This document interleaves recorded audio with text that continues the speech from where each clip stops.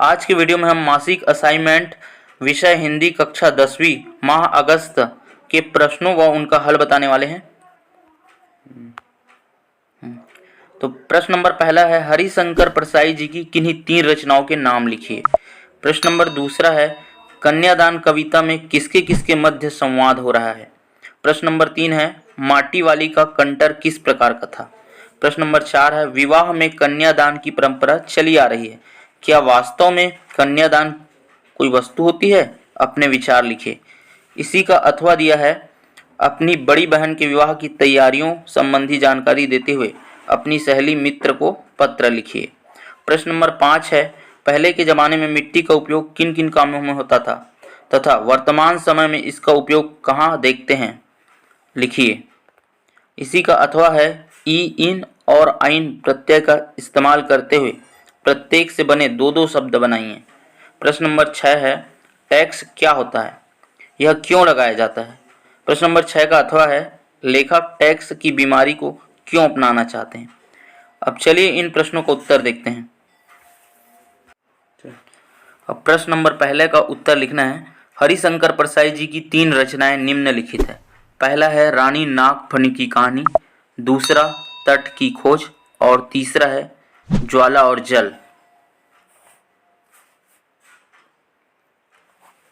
अब प्रश्न नंबर दूसरा का उत्तर हमें लिखना है, कन्यादान कविता में उस दृश्य का वर्णन है जब एक माँ अपनी बेटी का कन्यादान कर रही है। विवाह के बाद बेटी पराई हो जाती है। जिस बेटी को कोई भी माता पिता बड़े जतन से पाल पोस कर बड़े करते हैं, वह शादी के बाद दूसरे के घर की सदस्य हो जाती है। इसी विषय पर एक माँ और बेटी के मध्य संवाद हो रहा है।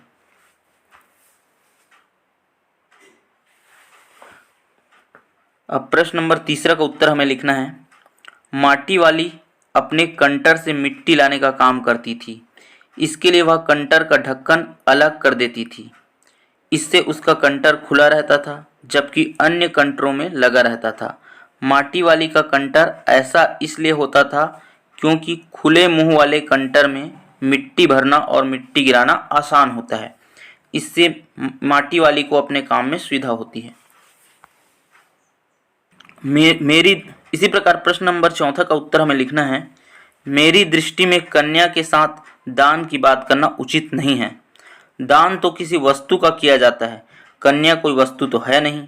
उसका अपना एक अलग व्यक्तित्व, रुचि, पसंद, इच्छा, अनिच्छा आदि है। वह किसी वस्तु के भांति निर्जीव नहीं है।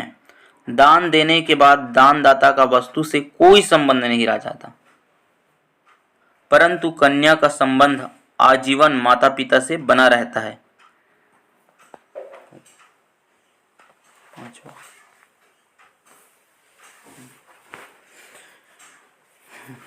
अब प्रश्न नंबर 5 का उत्तर हमें लिखना था, एक समय था जब घरों में लोग भोजन पकाने और परोसने के लिए मिट्टी के बर्तन का इस्तेमाल किया करते थे, लेकिन आगे चलकर वह परंपरा बस दही की हांडी और मटकों तक सीमित रह गई है।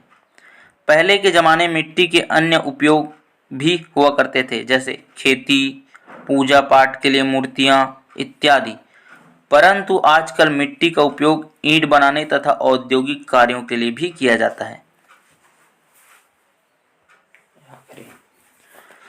अब प्रश्न नंबर 6 का उत्तर हमें लिखना है, एक टैक्स एक अनिवार्य शुल्क या वित्तीय शुल्क है जो सरकार द्वारा किसी व्यक्ति संस्था पर राजस्व जुटाने के लिए लगाया जाता है।